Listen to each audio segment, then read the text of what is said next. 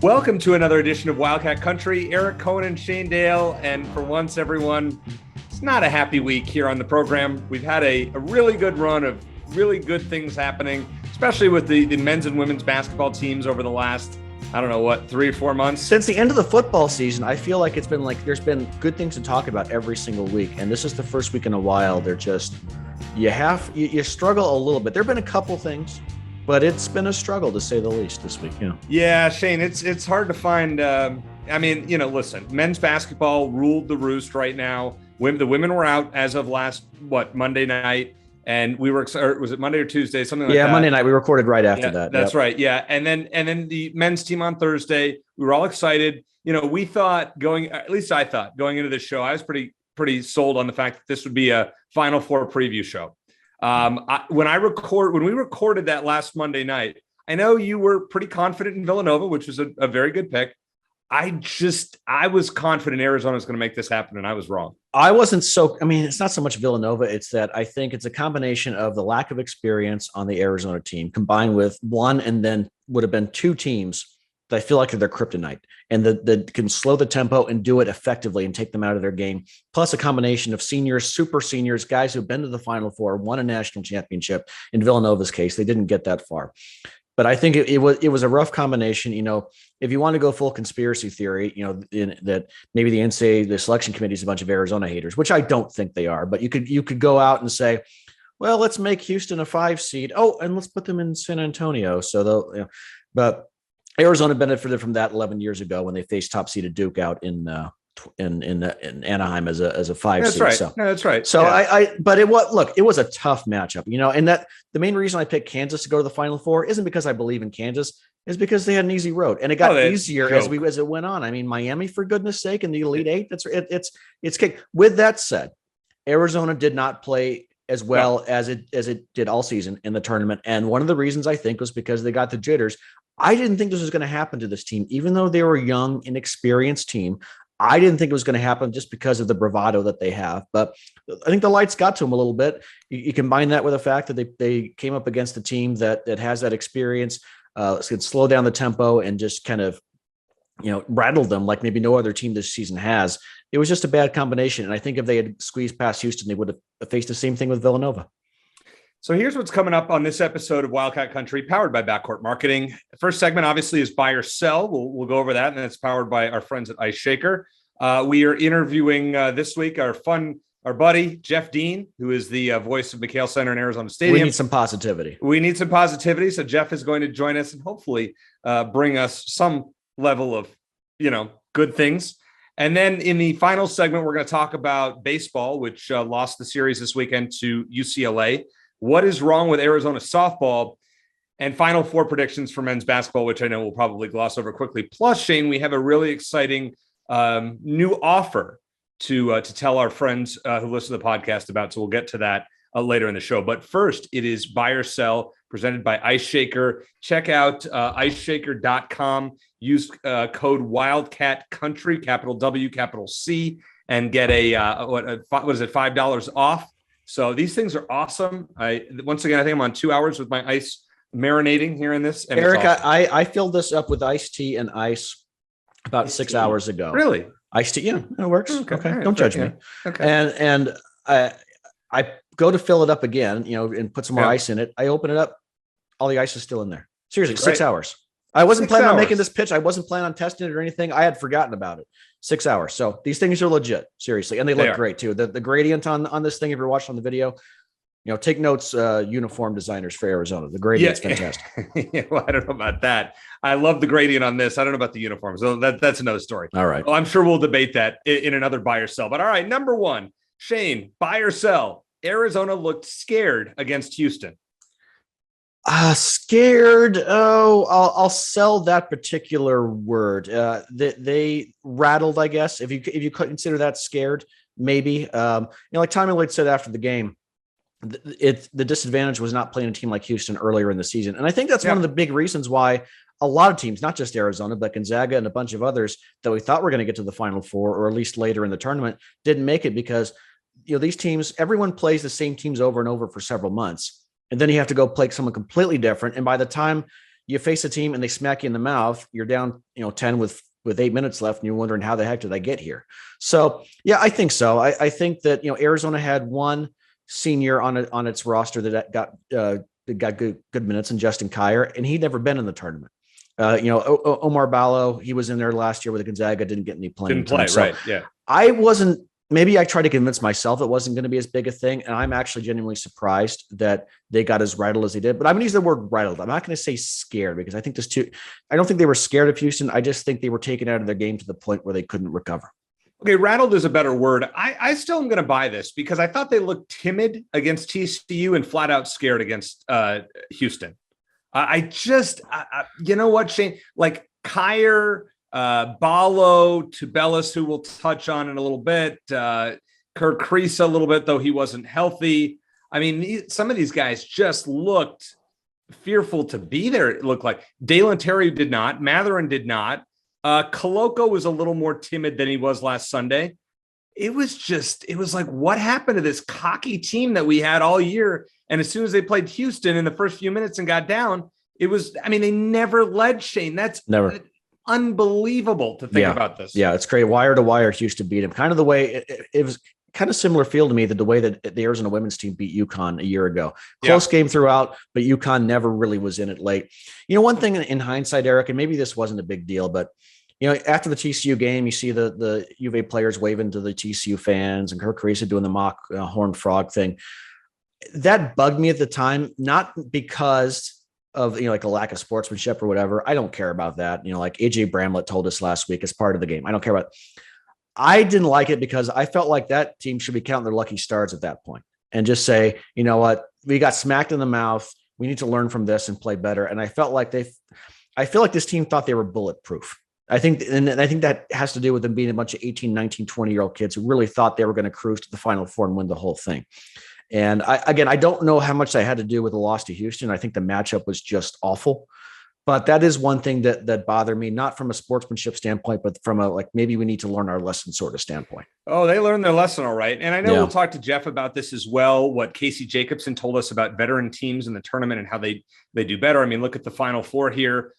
Houston and Kansas generally, Villanova and Kansas generally veteran laden teams. Mm-hmm. I don't know if you can say that as much about North Carolina. I don't really know their roster breakdown as much. And Duke is kind of a combination, mostly younger players, but I think playing with a sentimental value with Coach K there. So definitely that hurt Arizona, but I thought they played scared. So I'm going to buy it. I know you sell that. Okay.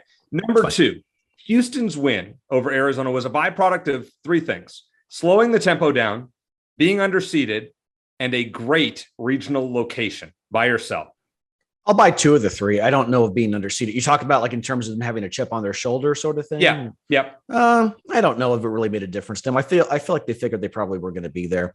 But maybe I think more so the other two. I think the location definitely didn't help, even though, I thought about, an earlier buy or sell weeks ago, Eric, you asked, is Arizona better on the road? And I thought you had a point in terms of, I think they liked that adversity. I still remember what they did at USC. I mean, after they lost to Colorado, they were pissed and they took it out on the Trojans and beat them by 20 points. That was their best game of the season. So yeah, I think the biggest thing though was the tempo. It's one thing to play at that pace. It's another thing to be able to dictate it. And Houston did. Cal, I mentioned last week, was the only other team that played that slow and methodical and frankly boring. But Cal's not very good. Houston is. And I think they took Arizona out of their game. They have guys who, a bunch of guys on that team that went to the Final Four a year ago. They had some other transfers who had been on other tournament teams. So they had that experience. Hopefully Arizona will add a player or two next season that will bring that. So I'll buy certainly two of the three. And I'll slide the other one into that column as well. So I'll end up buying it collectively. Yes. Do you think Arizona would have been better served assuming you had exactly the same matchups? Do you think Arizona would have been better served in the West in where Duke was as compared to where they were as a number one seed in the South? It might've helped. It could have pushed them over. I mean, we've seen a lot of times, Eric, over the years, even back to the Lute Olson era, when Arizona wouldn't play well at home and the fans got them past the finish line. And I think we've seen that in the Pac-12 tournament as well, where it's essentially like they say McHale North, McHale Northwest, whatever it is, McHale Las Vegas branch. Right. So and I think back to 2011, like I already mentioned, I remember when Arizona played UConn. I wasn't there, but just watching the game, it sounded like McHale at the end of that game. So, and Arizona got the benefit of that. So maybe that was a situation where if you have fans, it's like 2/3 Arizona fans in there. Maybe the fans could have dragged them past the finish line. Maybe when they got within 2 points, they would have actually taken the lead and it would have been a completely different game. But it was a weird game because it to me, it never really felt like, except maybe early in the second half, like the Wildcats were really in the game. I agree. Even though it was a close game. Yeah, I mean, I think U of A got it to 2 and then got the ball and had some kind of a bad Did Tobels like blow a layup or something like that? Something like that when they were down. I think it was 37-35 or something like that. And then Houston came down, hit a 3, and the game really wasn't that close again. So yeah, that was tough. I do think they had a chip on their shoulder from being underseeded. I think obviously the location was a bigger factor than I thought. Originally, I thought U of A traveled well, but still there were a lot more Houston fans than probably I expected, being naive, let's say, and obviously slowing down that tempo. Now, to my second part about that question I asked you, I think Texas Tech would have been troublesome for Arizona, another team that really can slow it down. The Wildcats really need to figure out this offseason how to play against those kind of teams if they're going to go far in the tournament, because you're always going to run into somebody in college basketball that's going to try to slow it to a crawl. There are too many teams like that these days, in my opinion. Okay, number 3, buy or sell. Real simple. Azuolas Tubelis. Buy or sell? Wow. That's the most open-ended buy or sell question you've had. So I can take this in whatever direction I want, huh? Yep. I will buy Azuolas Tubelis for next season. I certainly hope he'll be back, and I think he'll do great. I think he'll learn from this. I think he'll have a whole offseason to stew over this and get better from it. I think we have learned that he maybe isn't the primary guy. If Tubelis comes back as a leading scorer, if Arizona expects him to be their leading scorer next season, I think they could be in a bit of trouble. I think he's a great secondary option, but I think we've learned that he's not a guy who's going to take over a game, or he's only his second year and maybe he'll learn from it. So, but something looked off though. Oh, for sure. Yeah. And unlike Kirk Creasy, there was no excuse for it. Yeah. No. I was more surprised by him than anyone. So no, I'll buy him. I certainly hope he'll come back. I'm sure he'll work harder and get better, and he'll learn from this, and hopefully he won't wilt under the pressure next time. But yeah, it was a concern, but I mean, he'll likely be back next season, and we're going to expect him to do as much, if not more, next season. So, and I think he's absolutely capable of that, regardless of what he did in the tournament. I am going to buy, but it made me think about this one a little bit. You know what? After what we saw from Tubelis the last 2 games, which were horrendous, something isn't right mentally with him right now. He just didn't look the part. I don't know if he was mad.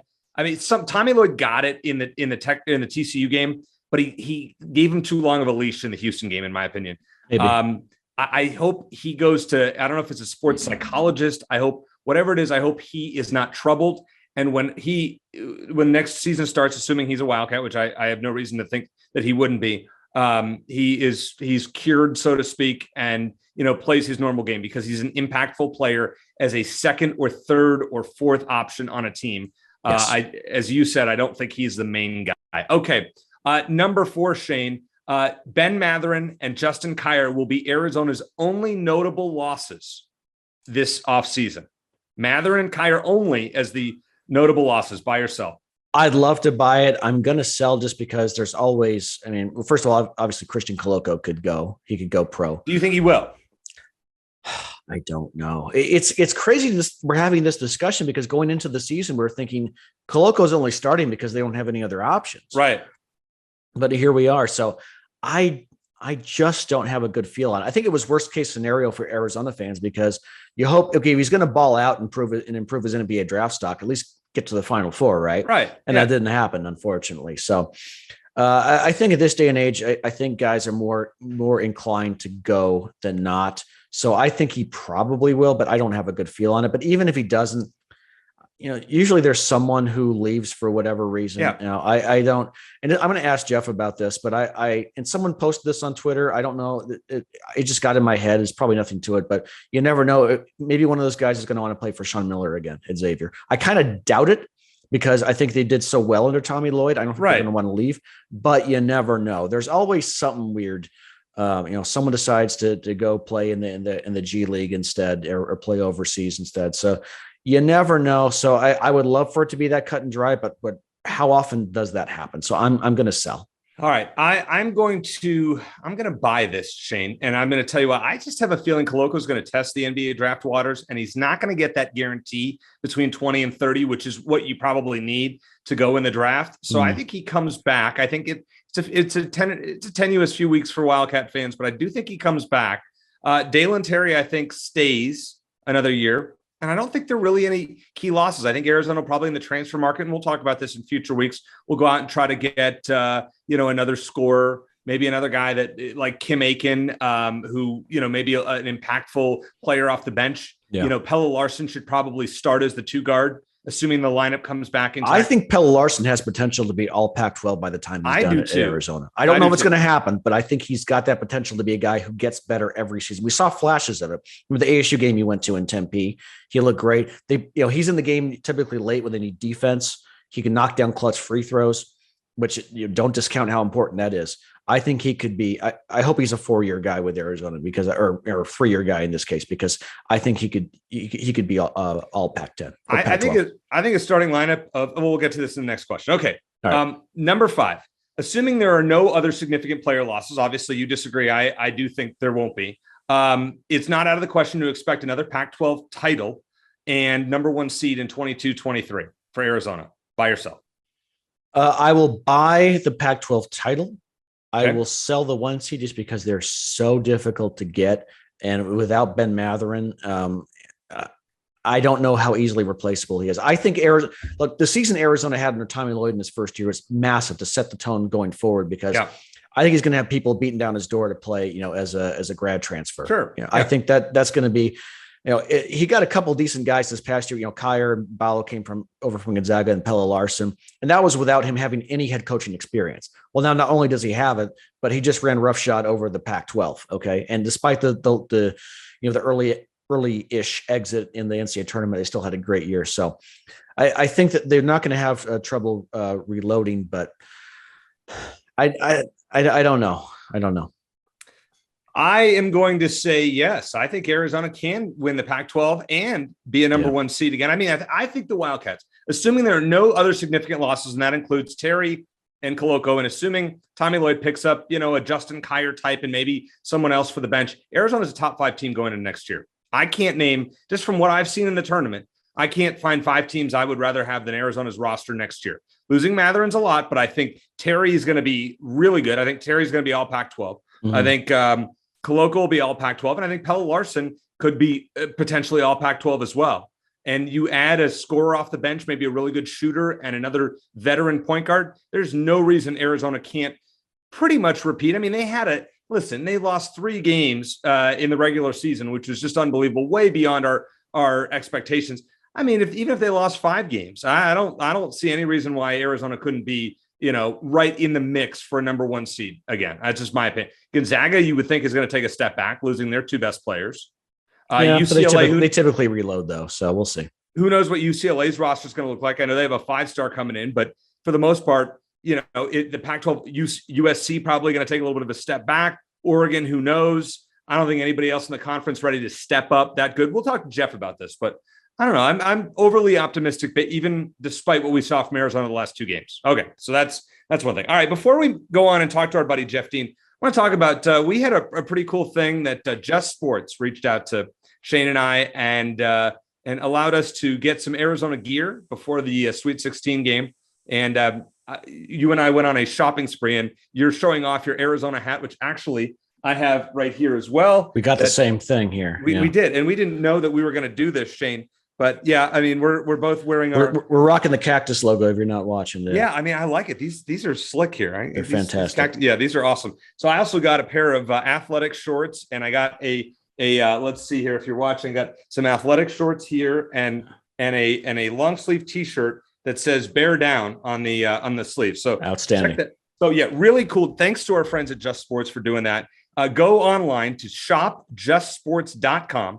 or in store at any Just Sports, and you can get a 10% off 10% off of your order by using, or on the website, by using the code Wildcat Country.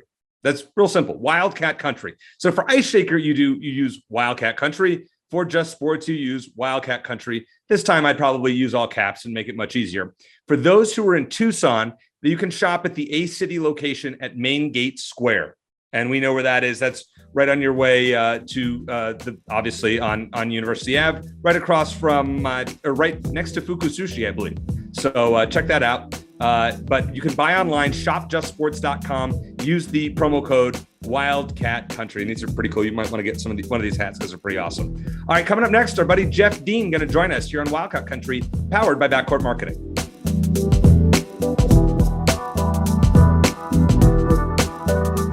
What's up, Wildcat Country? Chris Krakowski here. Bear down. Let's go. I wanted to introduce you to the newest sponsor of the Wildcat Country podcast. That's the Ice Shaker. So check this out. Keep your drinks hot, keep your drinks cold.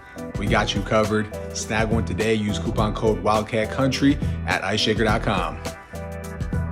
Well, Shane, after what we saw last Thursday night, we needed the most optimistic voice that we know to come on and give us plenty of information about the Wildcats basketball team, and I'm sure we'll talk some football with him as well. The voice of the McHale Center and Arizona Stadium and previous host of this program long ago, Jeff Dean, joins us here in Wildcat Country. Jeff, always glad to have you. I guess the first question, very simply, what the heck happened against Houston? Well, a lot of things happened and a lot of things didn't happen against Houston, I think is really, kind of the best way to sum it up. Tommy said that Houston is a really tough team to play the first time out. He's right. You don't get a chance to play a team like that too often. And people were saying that they're a lot like TCU, and in certain ways they are. I mean, they focus on offensive rebounding and their defense is really good, but they're on a different level altogether from TCU. I thought it was, as soon as the bracket came out and I saw that Houston got a 5 seed, I said, "Oh God, that's just a terrible." And in San Antonio.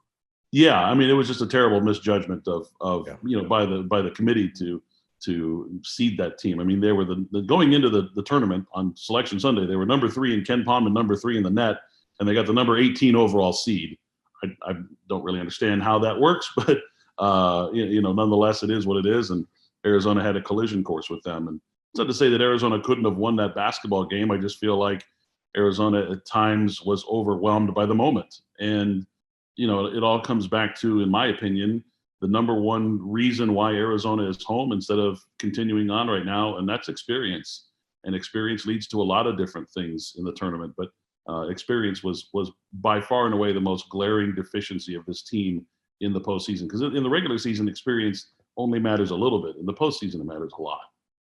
Yeah, that's one thing that, and people are tired of me, mentioning Casey Jacobson's checklist for getting to the Final Four. But the one piece of that criteria that was the only one that was really missing for them was experience. One thing that surprised me, Jeff, and maybe I was being a bit naive about it, I didn't think, despite the lack of experience on this team, that they were going to get a little nervous under the bright lights. I really didn't think that was going to happen, and it kind of felt like it did for this team. I don't think they played their best in any of the 3 games in that tournament, even though they got to the Sweet 16. What do you think about that?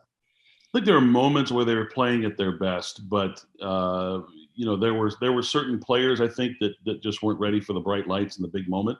And when those players were rotated in, a lot of times that would kind of break up their momentum. And whether it was, players that were coming off the bench or even starters, not everybody, they just weren't playing in concert like we've, became accustomed to seeing them through the first 32 games of the season, 33 games of the season. So, that was a little disappointing, but, it happens to 63 teams in the tournament it happens to, and then there's 283 other teams in the country who wishes they were them. So, all in all, I still think that Arizona, I mean, obviously had a very successful season.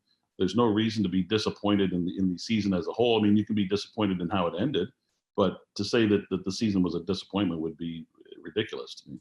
Yeah. Well, certainly at the beginning of the season, any of us would have taken the kind of run that Arizona had. Kirk Crease's ankle, how big a deal do you think that was in the tournament? I think it was a much bigger deal than people are giving it credit for, to be honest with you. I know that they were working really, really hard just to get him to be able to put weight on it. He was working mostly in a swimming pool. That was we saw that video. We saw that video that he posted on. He's working on it with Justin Kokoski there. Yeah. And that was the only weight he was allowed to put on it for quite some time. They pull the boot off him 24 hours before tip-off of the TCU game, essentially, and said, all right, let's see how it goes. And he was just going on pure adrenaline that night. And, you don't feel that. And I guess the next day it was pretty sore. So they kind of had to go back to work on it in between. And I just don't ever think he was ready to be the Kirk Kriisa that we're used to seeing off that right ankle. Yeah, and I think he's gotten a lot of necessary flack on social media from people that really didn't understand the situation. So I'm glad you provided some context to that. When it comes to Zhaire Tobens, what the heck happened to him? It's like he disappeared in the NCAA tournament. Are you concerned going forward, or you just think this was a blip on the radar? I mean, there's obviously some cause for concern. I think when a player just kind of checks out mentally for a couple of games in the biggest moments of their season, I think it's cause for concern. I don't know why.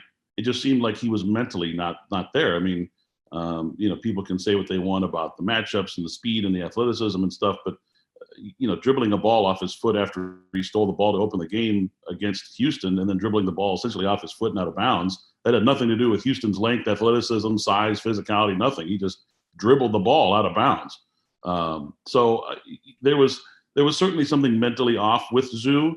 And I mean, you can pontificate all you want and think about, oh, maybe he's thinking about home in Eastern Europe, or it could be a number of things. The fact of the matter is, these are 18, 19, 20-year-old kids. They're very emotional. Their emotions run high. They're roller coasters at times, and sometimes those emotions can get out of whack and they cause mental breakdowns. And those do not translate well to playing in a championship type of environment like you saw against Houston that night. And outside of him, I thought there were a few guys on the floor that just looked scared. Kyer was one that stood out to me when he got in there. He just looked kind of timid in the moment. Ballo, maybe another one that didn't have the enthusiasm and let's just say on-court ego that I had seen during the regular season. Would you agree with that? Yeah, I mean, I think it was, let's start giving Houston some credit here as well. It wasn't like Arizona just rolled over for them, laid down on the floor, and let them do what they want. I mean, Houston had to work for it. And I think the things that Houston does well is they make other teams uncomfortable. I mean, they make you extremely uncomfortable. And there are certain players who can play within a pressure cooker like that and be comfortable being uncomfortable. And there are certain players who can't. Oumar Ballo played his first season in college basketball. I mean, yes, he was on those Gonzaga teams, but he was never an option to come into a game unless they were up 30. He played behind two All-Americans there. So, he was completely lacking in experience, in those types of moments. And, Justin came from Georgia, which, as we know, just, they fired their coach because he's been completely ineffective there for the last 4 years. Crean was 4 or 5 years ineffective at Georgia. So, I tend to give a little more credit to what Houston was doing than to say that the Arizona players didn't perform. I mean, certainly there were certain cases where they didn't perform, but I tend to lean a little more towards what Houston did as opposed to what Arizona didn't. I agree with that. I think it's a tough matchup, and you got to give Houston some credit, a lot of credit, actually. Quick peek ahead to next season, Jeff. A lot of guys probably returning. Benedict Matherin's probably gone. Justin Kyer's definitely gone. We'll see about Christian Koloko, but quite a few guys coming back. As of now, Arizona only has one commit for next season, and Dylan Anderson. And I think one of the reasons for that is, number one, we don't know how many scholarships are going to be available in terms of guys coming back, and number two, I think Tommy Lloyd's being careful because we don't know what kind of sanctions this team might get as far as scholarship reductions, which that could come down at any moment. So, what would you like to see Arizona add? Would you like to see them add a couple of grad transfers who have some tournament experience, or another 4 or 5 star guy at a high school, or a combination thereof? Yeah, I mean, I think that you definitely want to see some grad transfers come in, some guys who transfer from one program to another. I mean, now they have the waiver, so they can transfer one time. So maybe you get a situation where a kid was looking at Arizona, maybe Sean Miller had offered him and then pulled the offer, or for whatever reason he decided he was going to go somewhere else because he was going to get starting minutes at another school. And maybe someone like that starts to circle back around saying, I should have just stayed at Arizona. Now, looking and seeing the type of program that Tommy runs, the type of offense and free-flowing type of offense stuff, get a chance to play with Kirk Risa, who's one of the great assist players in the country. I also are going to, pardon me, I'm also going to caution, Arizona fans, just every year this happens. Some surprise player leaves the program. Every single year it happens. We get something, either a player declares for the draft or a player transfers, just out of the blue. And we're kind of left scrambling like, well, how are we going to replace that person? I don't know who that person would be. I think Christian Koloko is going to get a lot of love from the media in regards to the NBA draft, but it'll be interesting to see what the scouts say, because remember, Kofi Cockburn was getting tons of love for the media for 3 years and then was given a draft grade last year around 48, which, he wouldn't even, it would be difficult for him to make a roster at that draft position. So that's why he came back. So it'll be interesting to see what kind of a draft grade he gets from the scouts. I think Koloko is somewhere right now between a 25 and 30 rating in the NBA draft. And if he feels like that's a good position for him, he can go to one of those teams that's drafting late in the first round, a team that will cultivate a big man, let him, work his time through it. Then I think he's earned the right to make that jump. He has certainly made the jump from his sophomore to his junior year. Who knows what that next jump could be, even taking, NBA coaching level. So while I would love to see Christian Koloko back, because I think he would definitely be in the conversation for quite potentially a player of the year kind of situation next year with how we've seen him grow. I'm never going to begrudge a young man for jumping to the league and realizing his dream.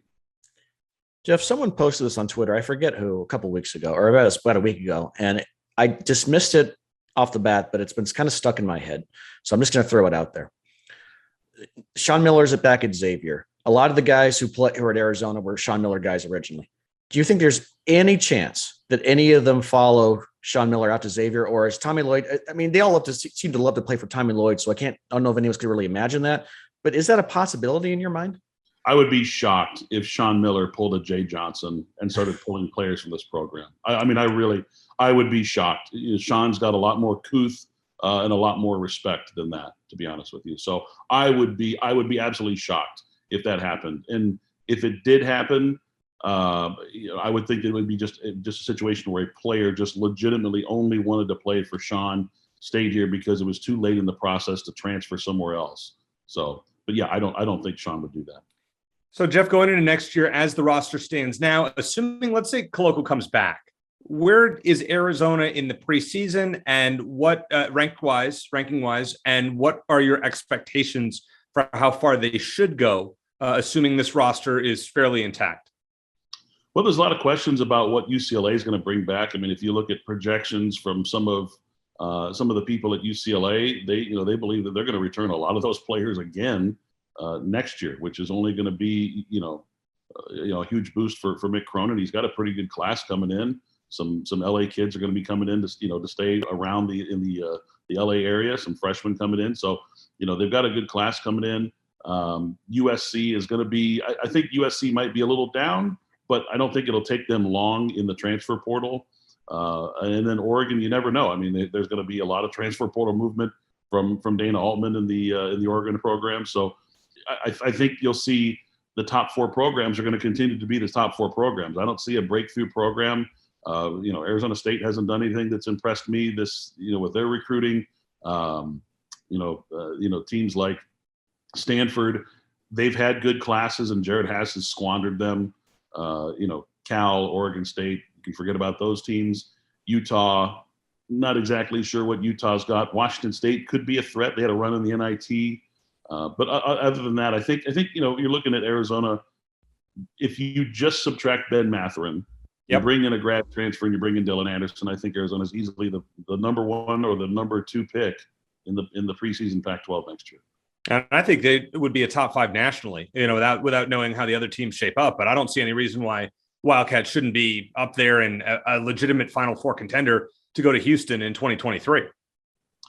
Yeah, I mean, losing a potential, Naismith player of the year. He was a Naismith semifinalist, and Benedict Mathurin. He was a second-team All-American, which is no slouch, and a guy who really, showed a lot during the tournament that turned a lot of people on even more to Benedict Mathurin. That's a big piece missing, and I don't know the whole landscape of what all the other teams look like, what everybody else is bringing in. I don't know what Duke is doing, or North Carolina, or even some of the teams that got knocked out earlier, what Gonzaga is bringing back and stuff like that.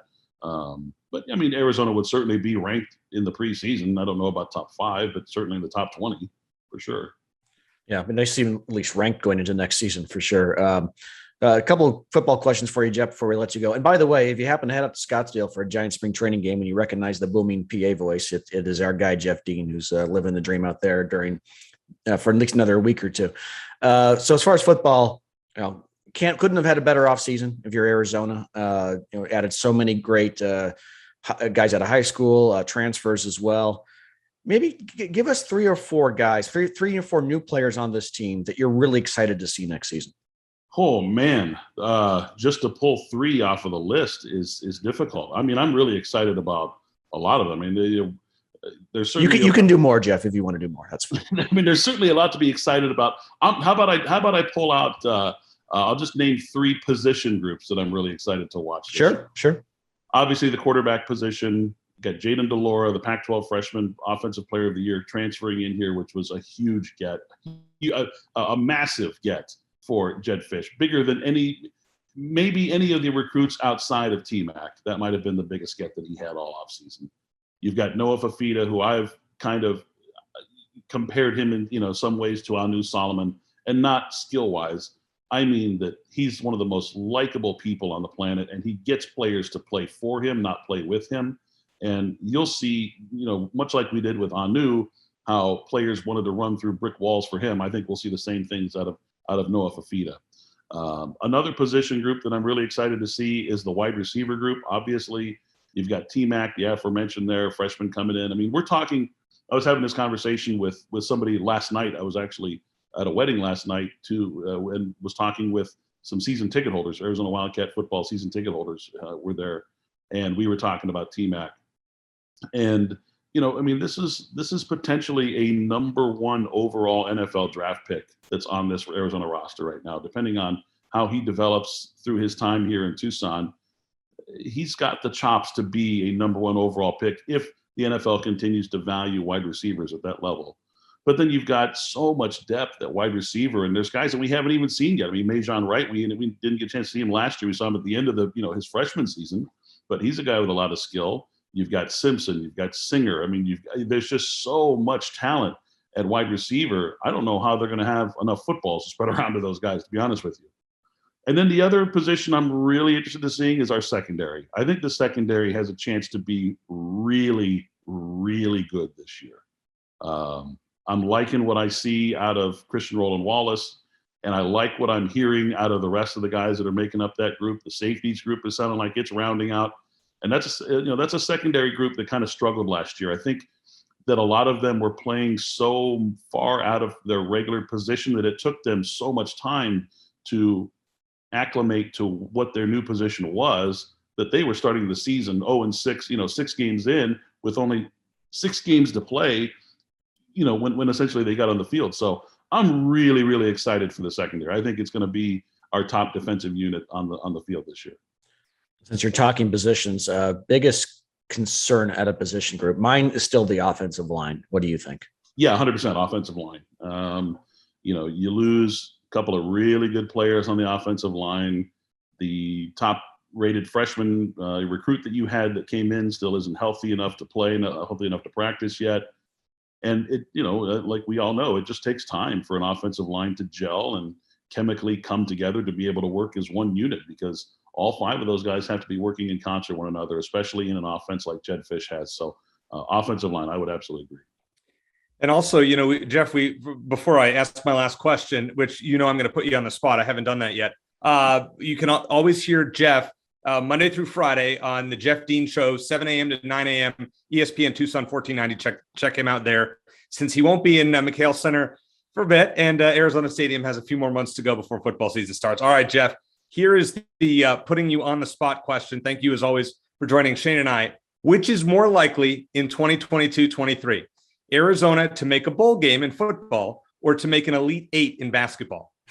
Wow. I'm still going to reserve judgment on the football team, just because, I think going from 1-11 to a 6-win team is going to be difficult, especially in the Pac-12. I mean, the Pac-12 looks really, really good. I mean, there's, half of these coaches are brand new, and, we only get to play a couple of them next year. So it's going to be interesting to see what happens. The South is going to be, obviously with Lincoln Riley coming in here, what's going to happen with USC. They got a ton of they got a ton of transfers, in the transfer portal. They're immediately better.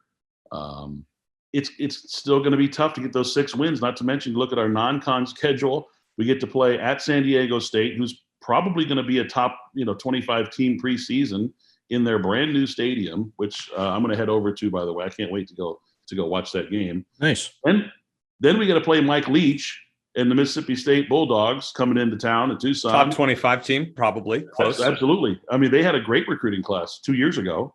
And then North Dakota State, who is the juggernaut of the FCS, coming in here, who's just begging to pick off, a top team, from a top conference like Arizona. So it is going to be tough. I'll tell you this, though, the home schedule is fantastic. Great. Yes. If you can't get on board with this home schedule that we got this year, then you're just not going to get on board at all. This is going to be a great year for football at Arizona Stadium. Going to Elite Eight is tough too. I mean, it's been a while since Arizona's been there. I mean, Jeff, let me help you out. Eric gave you an opening. He didn't specify men's or women's basketball. Oh, so that's fine. All right, that's fine. Yeah, that's good point. Good point. Yeah, I think I will take Arizona basketball to an Elite Eight at that point. Yeah. Oh, I think come on. Women have the potential to be really, really good. Yes, they do. Really good. Yeah, but Shane, you just ruined my question. I really wanted to put Jeff. I should have specified. You're right. You got me there. But trying to help our guy out. I would say Elite Eight as well. I'm Shane, and I'm sure you and I will debate this too. I would love to see Arizona make a bowl game in football. But as Jeff just pointed out, I mean, that non-conference schedule, it's probably a lot more likely to go 0-3 than 2-1. So, and Arizona probably has to go 2-1 to make a bowl game, you would think. I mean, I don't see them going 5-4 in the Pac-12, but you never know. But it's going to be really exciting to have a real quarterback. Sorry to Jordan McLeod and Will Plummer and those guys. In Jaden Delora, that's going to be great. I can't wait for Arizona Stadium on Saturdays in the fall. Can it get here soon enough? I don't think so. Jeff, always great to talk to you. Thanks for joining Shane and I, and I'm sure we're going to have you on plenty of times between now and the fall. Sounds good. And don't forget, April 9th, the Arizona spring game. It's going to be April 9th at noon at Arizona Stadium. Teddy Bruschi, Rob Gronkowski going to be on hand, and maybe a few other celebrities of Arizona lore. I know Lance Briggs said he's going to be there, so we'll have probably invite some few more guys down there. But come and get a first look at Jaden Delora and all those new freshmen that came in. That's April 9th at noon at Arizona Stadium. Get your tickets now. I want to see at least 10,000 people there.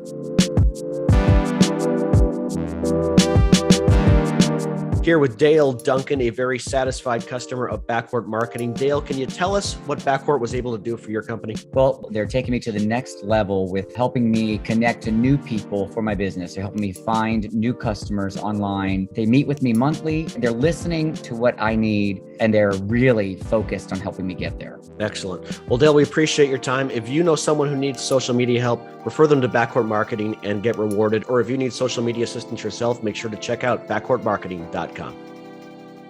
Thanks, Jeff Dean, for joining us. As always, I think that's we've had him on almost 10 times, something like that, Shane. We've done almost 100 episodes of Wildcat. Getting close to 100. Should we do some sort of giveaway or something for our 100th episode? Yeah, I think we've got 5 or 6 to go. I think before 100, something like that. So we'll come up with something, and we'll give away something as well, maybe an ice shaker or something like that. So we'll come up with something cool. All right. So I forgot in the first segment, in all honesty, I mean, this is you were excited about the Just Sports. I was, swag, yeah. Yes. So I always ask a bonus question by yourself. And this one, I'm kind of curious. You don't know what I'm going to ask. No. Buy or sell. You were rooting for UCLA after Arizona was eliminated. No, I sell it because I'm petty and I don't want other teams, rival teams, to do well, and mine doesn't do well. I'm fine with UCLA making the Final Four if Arizona does, but if they didn't, then screw them. I don't want them to win anything. I'm childish, Eric. I admit it. I wanted them to lose. I was happy they lost to North Carolina.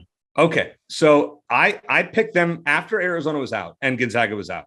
I thought UCLA was the best team left and would win the national championship. And so on Friday night, I was rooting for UCLA. Now, with that said, I'm kind of disappointed in myself because I saw how some of these UCLA people on social media reacted to things, and now seems that there is a notable rivalry once again between the Bruins and the Wildcats, especially in basketball online.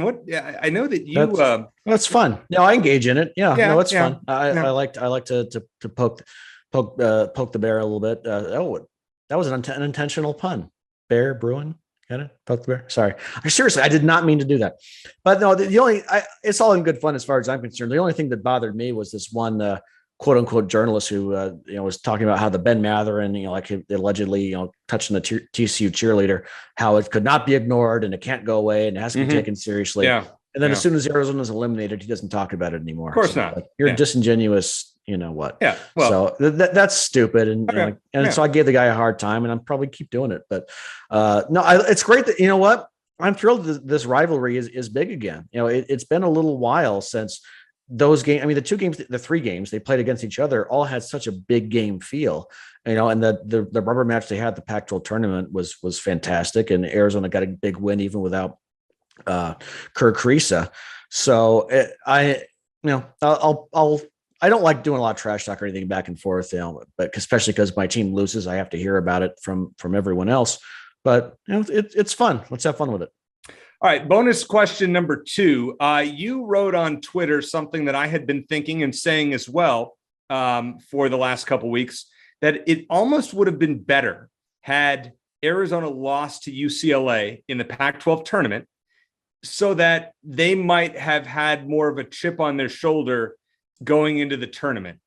Do you still buy that statement? Yep, or I buy it. I don't know if it would have made a difference, but I buy it. I know a lot of people disagree with me and that's fine, but I feel like this is just a kind of team that if they had gone into the tournament a little angry, okay, I think they would have beaten Wright State by 40 points, and then TCU by 10 or 20. I don't know about after that. I mean, I think it really just came down to matchups more than anything. So I don't know if it would have made a difference, but I just kind of like the idea of teams getting humbled a little bit going into that tournament. So especially this kind of team. Okay. One more bonus question, because we talked about it last week. I said that I wanted to see the great matchups in college basketball. So the big thing on Twitter today, and we're recording this on Sunday night for those of you who, if you're paying attention to our schedule here, once St. Peter's was getting rocked by North Carolina, eventually you knew it was going to happen. People said, well, this is what happens when the Cinderellas win. Do you still agree with your statement last week that the tournament is more fun when the upsets happen deeper in it? If that's fair to say. Yeah, it's more fun. I mean, it's not an unfair tournament, but it's a brutal format. I mean, it really is. You have one bad game or one bad half and you're done. So no, I still like the upsets. I mean, when they don't happen to my team, I like the upsets, but it's tough. Like St. Peter's, we all knew they weren't going to win the national championship. Maybe they had one more win in them to get to the Final Four. We've seen, we haven't seen a team with that high a seed get to the Final Four, but we've seen other double-digit seeds get to the Final Four, including UCLA last year. Sure. So it can happen, but there's a big difference between getting there and winning the whole thing. St. Peter's was never going to win the whole thing. Loyola Chicago was never going to win the whole thing. George Mason was never going to win the whole thing. So it'd be more fascinating to see those upsets later, like Villanova beating Georgetown back in '85. That was probably the biggest upset in the history of the tournament because it was in the national championship game and it mattered that much. So I understand what you're saying, but I mean, when Arizona was still in it, I kind of enjoyed the upsets because if Arizona happened to get further in the tournament, those are fewer tough teams they'd have to play along the way. Yeah, well, look at Kansas. Their bracket broke down, they got Miami. And Miami even if it hadn't broken down, it was an easy road for them. If Arizona had gotten that region, they would have cruised to the Final Four. I'll just say that. I agree. Oh, okay. Let's talk about a couple other sports here. Baseball. Wildcats went 1-3 this past week. Lost to New Mexico on, I think it was Wednesday. Lost 2 out of 3 to UCLA at home this weekend. Any reason for concern, or are you just stay the course with Chip Hale squad? No. I mean, baseball, you lose 2 out of 3. It's not that big a deal. They're still, as of Sunday, not counting Sunday's game, they're still number 5 nationally in RPI. They were as high as number 2. So no, they'll be fine. If it's 2 out of 3 or even 3 out of 4, it's not a big deal. 6 out of 7, 7 out of 8 can become a big deal. So I think they'll bounce back. UCLA is not a bad team. So, and they've had some stinkers before, that 19-1 loss to GCU. We're recording this before the rematch with GCU. Hopefully it goes better. GCU is legitimately good as well. They're the second best baseball team in the state. So I'm not concerned yet. If they keep losing, they lose another 3 out of 4, then maybe we can start talking about the possibility of them not being able to, be in line to host a regional and super regional when the time comes. But as of now, they're a long way to go, but they're still on track for that. Tuesday night at GCU, this weekend at Washington and Seattle. So it should be interesting. And then a midweek game next Tuesday at ASU, who apparently isn't very good. So that's a good thing. Hopefully Arizona, let's say, takes at least 3 out of 5 of those, if not 4, would be nice.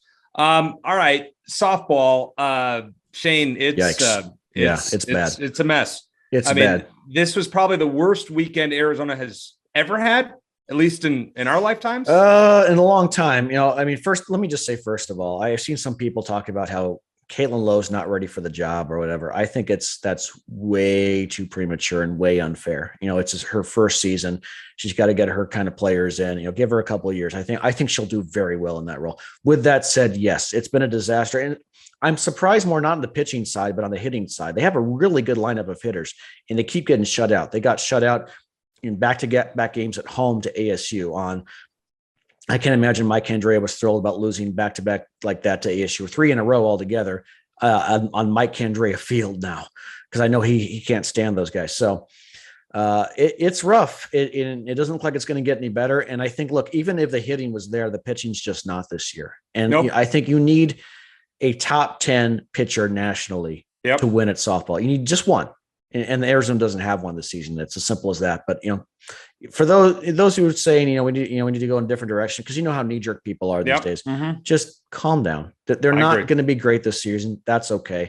Give Caitlin Lowe a couple of years. I think she's going to do just fine. The key right now is let's see Arizona rebound from this and play better the rest of the season. If things continue to go in a tailspin, listen, Caitlin's probably got 3 years at the minimum. Let her bring in some of her own recruits and see what she can do. She's playing with Mike Candrea as players at this point. Let's see what she can do before we pass full judgment. But it's the one sport right now. Arizona's had a pretty good run outside of football. Men's and women's basketball have been very successful. Baseball has been very successful the last few years.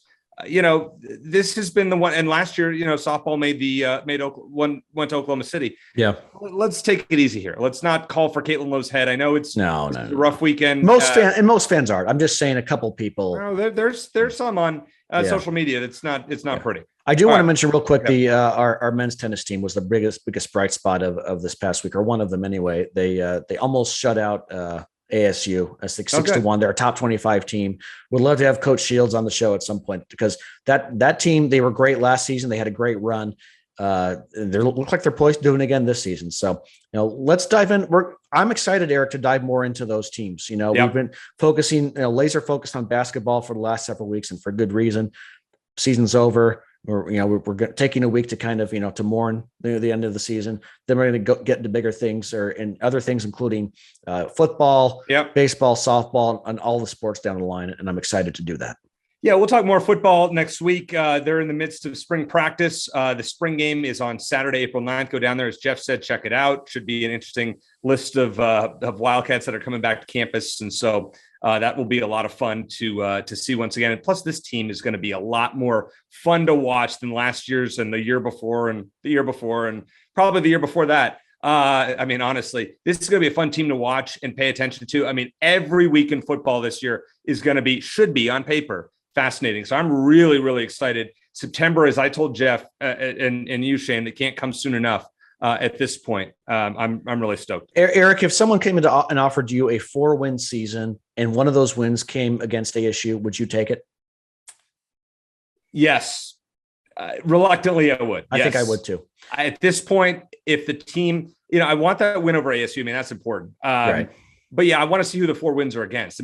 Colorado should be terrible, should beat them. But you got to beat somebody good. You can't have Cal's missing half their team and getting a win there. So yes, I want to see who your 4 wins are against. That's fine. There's no easy non-conference game, as Jeff said. So yeah, okay. I'll take 4-8 this year. I will predict they will get one big upset this year. Like the one game in which they are a double-digit underdog, they will win. I don't know against who, but even in the years where Arizona was bad in the past, they would almost always get one big upset. They almost did last year against Utah, which is crazy.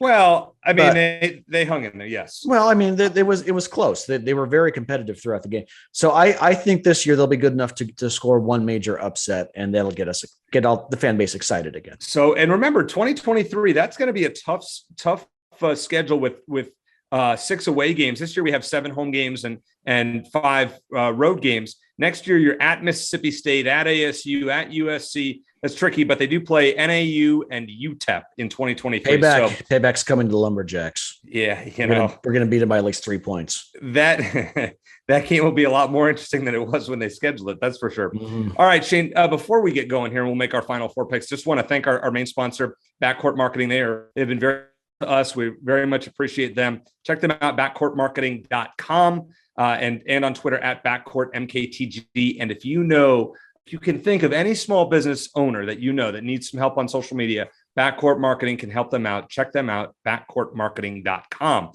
right, Shane, it's time for our final pick. All right, start on the Arizona side of the bracket. Villanova now more who tore his Achilles in the final 30 seconds of the game last night. That was brutal. Is playing Kansas, who had a dream road to the Final Four. Who you got in this matchup? Since I picked Villanova to win the whole thing, I will reluctantly take them, even though I know that they're going to be shorthanded. I think that their style of play and their experience is enough to squeeze out a win over 40 minutes again. It's going to be tough. I think Kansas is the worst of all the 1 seeds. I don't think Kansas is. And of course, they're the one that got there. Of course, they're the one that made it to the Final Four. Of course, they did. Yeah. I think if Arizona were to face Kansas, Arizona would whoop them. But my pick to go in was Nova. They still have their leading scorer, their third leading scorer, who were both on the national championship team a few years ago. So I think they'll rally around those guys and they'll find a way to win. No depth. Me Kansas to win that game. Sorry, Villanova, you have no one coming off the bench. They are super thin, very good team. But Jay Wright's up against it here. I think Bill Self lucks his way into another national championship game. And on the other side, probably the most anticipated Final Four matchup of all time. Is that fair to say? Duke and North Carolina. Well, at least rivalry in the media will be for sure. Well, I mean, it's the biggest rivalry in college basketball. North Carolina just won the last game of the regular season at Cameron Indoor Stadium. I mean, this is the hype. The only 2 games I can remember that really stand out to me as far as being on this level of craziness are 2006 Ohio State, Michigan football, when both were undefeated.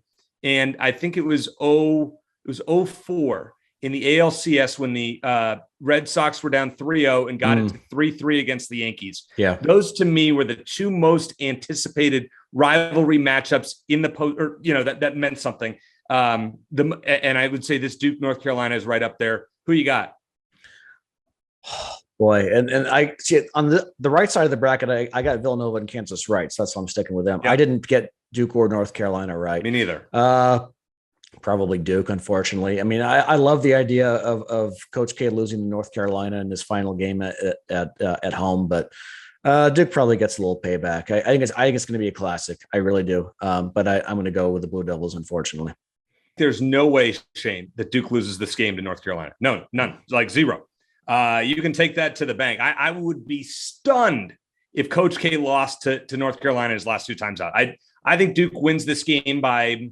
I think the line is 4. I think Duke wins this game by closer to 10. Nothing against North Carolina, just a hunch play there.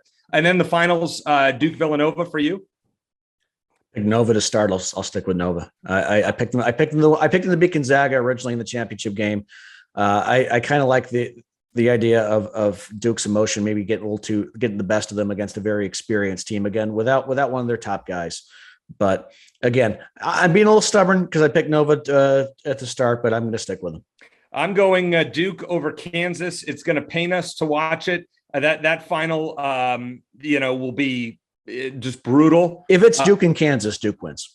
Yeah, I think so too. And I think Duke sends Coach K out, right? He's one of the greatest coaches of all time would be a heck of a story. And you know what, Shane, at least we don't have to watch St. Peter's in the Final Four. That's all I'm going to say, because they're going to get killed at some point. And by the way, Purdue, you got to add them to the all-time choke list under Matt Painter. Every year they just fall apart. It's just unbelievable. All right. Well, I want to thank our buddy Jeff Dean for joining us. Always great to talk to him. Thank our sponsors, Backcourt Marketing, Ice Shaker, and this week, Just Sports with his, if you're watching the show on YouTube, you can see these great hats that Shane and I are wearing, plus the shirt and shorts. And I don't know what else you bought, Shane, but we really want to thank them. Check them out, shopjustsports.com. Use promo code Wildcat Country for 10% off. So for Shane Dale, I am Eric Cohen. As always, bear down.